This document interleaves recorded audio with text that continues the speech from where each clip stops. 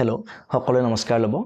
আজিৰ এইটো ভিডিঅ'ৰ যোগেৰে মই আলোচনা কৰিম যে এইবাৰৰ আমাৰ বিধানসভা নিৰ্বাচনত তৃতীয় পলিং অফিচাৰৰ দায়িত্ব আৰু কৰ্তব্যসমূহ কেনেকুৱা ধৰণৰ হ'ব। আপোনালোক সকলোৱে জানে যে আমাৰ যিটো ভোট গ্ৰহণ প্ৰক্ৰিয়া, সেই ভোট গ্ৰহণ প্ৰক্ৰিয়াটো দুই ধৰণে হয়। আমাৰ লোকসভা নিৰ্বাচন আৰু বিধানসভা নিৰ্বাচনত ভোট গ্ৰহণ প্ৰক্ৰিয়াটো সম্পূৰ্ণ কৰা হয় EVMৰ জৰিয়তে, ইলেক্ট্ৰনিক ভোটিং মেচিনৰ জৰিয়তে, আৰু বৰ্তমানলৈকে পঞ্চায়ত নিৰ্বাচনত আমাৰ EVM ব্যৱহাৰ কৰা হোৱা নাই। পঞ্চায়ত নিৰ্বাচনত আমি বেলট পেপাৰ ব্যৱহাৰ কৰি ভোটদান প্ৰক্ৰিয়াটো সম্পূৰ্ণ কৰোঁ।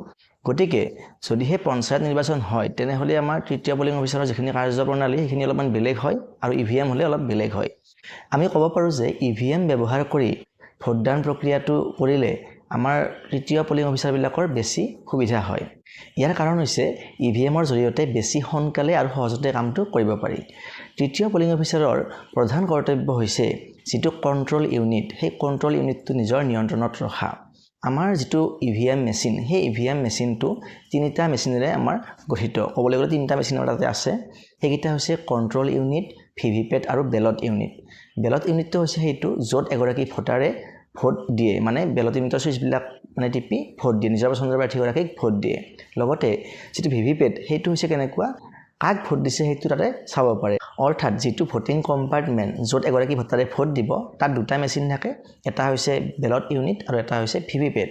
আৰু তৃতীয় পলিং অফিচাৰৰ লগত থাকিব কণ্ট্ৰল ইউনিটটো। এতিয়া তৃতীয় পলিং অফিচাৰগৰাকীয়ে কি কৰিব লাগিব? তেখেতৰ দায়িত্ব হ'ব দ্বিতীয় পলিং অফিচাৰগৰাকীয়ে এগৰাকী ভোটাৰক ইছ্যু কৰি দিয়া যিখন ভোটাৰ শ্লিপ, সেই ভোটাৰ শ্লিপখন তৃতীয় পলিং অফিচাৰগৰাকীয়ে লৈ ল'ব আৰু তেখেতে ধুনীয়াকৈ ডিচিপ্লিন কৰি ৰাখি দিব। আৰু যেতিয়া 50খন জমা হ'ব তেতিয়া তেখেতে ৰাবাৰ বেণ্ডৰ সহায়ত বান্ডিল কৰি ৰাখিব যাতে গণনা কৰাত সুবিধা হয়। আৰু ভোটাৰ শ্লিপখন ৰখাৰ পিছত তেখেতে তেখেতৰ ওচৰত থকা যিটো কণ্ট্ৰল ইউনিট, সেই কণ্ট্ৰল ইউনিটৰ সোঁফালে থকা যিটো বেলট বাটন, সেই বেলট বাটনটো প্ৰেছ কৰি দিব। তেতিয়া সেই যিটো মেচিন, সেই মেচিনটোৰ এটা ৰঙা লাইট জ্বলি উঠিব আৰু যেতিয়া সেইগৰাকী ভোটাৰে ভোট দিবলৈ যাব, তেওঁ ভোট দিয়া প্ৰচেছটো সম্পূৰ্ণ হ'ব, তেতিয়া সেই ৰঙা লাইটটো নুমাই যাব। আৰু এইটো বস্তু সেই তৃতীয় পলিং বিষয়াগৰাকীয়ে অত্যন্ত গুৰুত্ব সহকাৰে লক্ষ্য কৰিব লাগিব। যদিহে কোনো এগৰাকী ভোটাৰে ভোটিং কম্পাৰ্টমেণ্টত সোমাই যায় কিন্তু তেখেতে ভোটদানটো দিব নোৱাৰে বা দিবলৈ সমৰ্থ নহ'ল, কিবা কাৰণত তেখেতে নাজানিলে আৰু তেনেকৈ ওলাই গ'ল, তেনেহ'লে কিন্তু কণ্ট্ৰল ইউনিটত থকা যিটো ৰঙা লাইট সেইটো জ্বলিয়ে থাকিব, নুমাই নাযাব। গতিকে তেনে ক্ষেত্ৰত তৃতীয় পলিং বিষয়াগৰাকীয়ে সেইগৰাকী ভোটাৰক পুনৰ মাতি আনি যাবলৈ নিদি যাতে তেখেতে ভোটদানটো সম্পূৰ্ণ কৰে সেই বিষয়ে তেখেতক এছিষ্ট কৰিব লাগিব। গতিকে মূলতঃ এইখিনিয়ে হ'ল তৃতীয় পলিং বিষয়াগৰাকীৰ মুখ্য কৰ্তব্য। কিন্তু যিহেতু আমাৰ টিম ৱৰ্ক বুলি মই ইতিমধ্যে আগৰ ভিডিঅ'বিলাকত কৈ আহিছোঁ, গতিকে কি কৰিব লাগিব, যদিহে কিবা কাৰণত দ্বিতীয় পলিং বিষয়াগৰাকীয়ে কামৰ হেঁচাৰ ফলত যিটো ইংক দিয়া প্ৰচেছ, চিয়াহী লগোৱা প্ৰচেছ সেইটো কৰিব নোৱাৰা হৈ যায়, তেনেহ'লে তৃতীয় পলিং বিষয়াগৰাকীয়ে তেখেতক হেল্প কৰিব পাৰে আৰু ভোটাৰৰ আঙুলিত চিয়াহী লগাই দিব পাৰে। এইখিনি কাম তৃতীয় পলিং বিষয়াগৰাকীয়ে কৰিব পাৰে।